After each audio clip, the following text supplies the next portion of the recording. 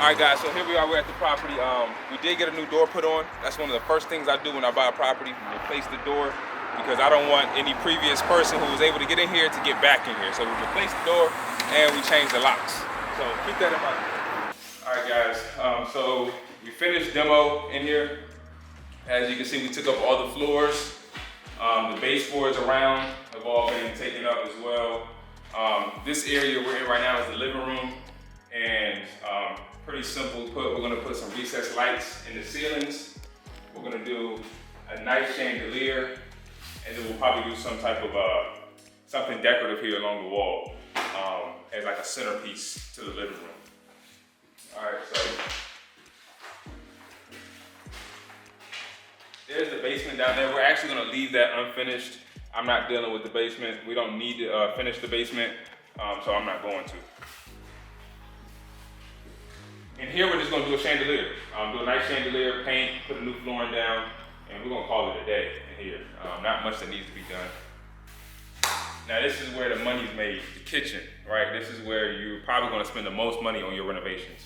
And that's in the kitchen. Now, this being a rental, we're not going to overspend. I'm not gonna do the soft closed cabinets. I'm not gonna do the expensive cabinets at all. I'm going to get entry-level cabinets that are already painted white, and we'll probably do something like black handles, but not gonna overspend on the kitchen cabinets at all.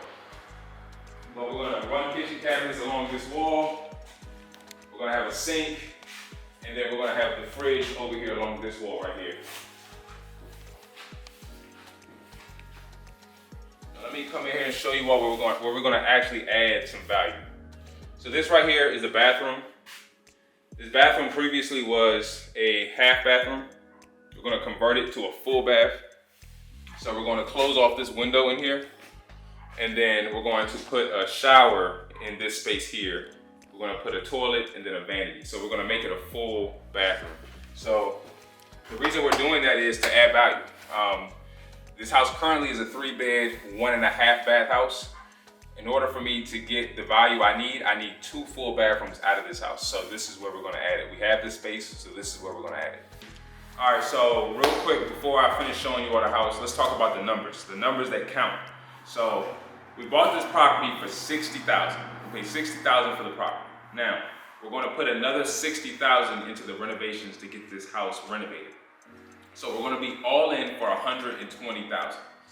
Now, once we're done the construction, the house is gonna be worth $210,000. So let's do the math. We're in it for $120,000, it's worth $210,000. That means our loan to value will only be 57%. So you always wanna be under 70% whenever you're doing your renovations, after repair costs. 70% or lower. We'll be at 57%, so obviously we're in a good position. So we're in it for $120,000, it's worth $210,000. When we refinance, and that's the last step of the actual BRRRR strategy, we're gonna pull out up to 70% of its value as money back. So 70% of the $210,000 is about $140,000, give or take, somewhere around there. So not only will we be able to put the $120,000 back into our pockets, we'll even be able to profit a little bit of money, another $20,000 if we choose to, another $20,000 to put into our pockets after. Now, here's the kicker. That $140,000 refinance that we get back, it's all tax-free. It's tax-free. And why is it tax-free? It's because it's gonna be a new mortgage. A new mortgage is also a loan. And guess what? Loans are never taxed. So that is one way that investors are able to pull money out of their properties, pull cash back out of their properties and put it back in their pocket without paying taxes. They buy property, they fix it up, they rent it out, and then they cash out, refinance, and that money that they put back in their pocket is all tax-free. So that is our strategy right here on this property. Let's continue giving you all the tour. Let's go. So we kept these banisters. They're pretty sturdy. They look good. We kept it all the way going up. We're gonna have to add new spindles here, but we kept the actual banister because it is in good shape. Now, here's the master bedroom. It's a pretty large size bedroom. Now in here, we're going to just put recessed lights up here on the ceiling. We're gonna do a ceiling fan, and then new flooring. Actually, up here we're gonna do carpet. So with it being a rental, we're just gonna do carpet. We'll carpet this out, and then that's pretty much it. If you see these radiators, these are all coming out. Here's the second bedroom. Actually, let's go in here real quick. Let me show you what we're doing. So this is the bedroom. Obviously, this is a bathroom. This is the main bathroom for the upstairs. We took this wall out because what we're going to do is we're going to bump this bathroom out 2.5 feet. Why? Because this bathroom is very small, and the size of this bathroom is not going to be functional for the size of the house. This is the main bathroom for this level. So this bathroom needs to be bigger. You have to keep that in mind when you're doing construction. You have to not only make the house valuable, but you also have to make it functional. It doesn't do us a favor to have a full bathroom right here if it's the size of a half bathroom. So we need to bump it out, especially if it's the main bathroom. So we need to bump it out as much as possible, which means we're gonna lose some space in this bedroom, but we're gaining space in the bathroom so that it's a functional bathroom. So that's what we plan on doing here. That's why this wall is exposed. We're gonna bump this bathroom out 2.5 feet so that you have plenty of space in this bathroom. And it's not going to necessarily affect us so much when we decide to rent the property, but when we do eventually decide to sell the property, that's when it's going to be a good decision to do this. All right, this is just the last bedroom. Nothing much special in here.